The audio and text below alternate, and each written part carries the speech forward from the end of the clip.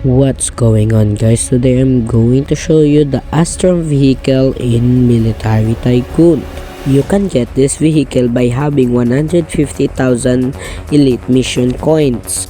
This vehicle has a AI turret and plasma cannon. Now let's take a look the interior of bastrum vehicle in Military Tycoon. Here's a cockpit area of the bastrum vehicle, one of the coolest vehicle in Military Tycoon. It's look cool and pretty detailed. They put more effort on it and make it cool. This is pretty worth it to buy in Elite Mission. We see that the inside of this vehicle is pretty cool. Why Military Tycoon didn't put a first person in it? Now let's take a look the outside interior of this vehicle.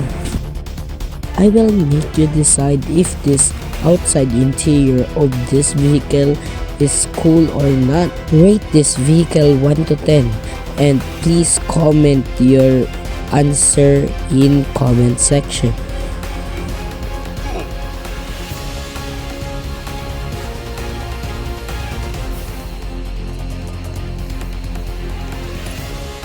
Now I will show you the stats of this vehicle. Here's the stats, health, and speed of this vehicle.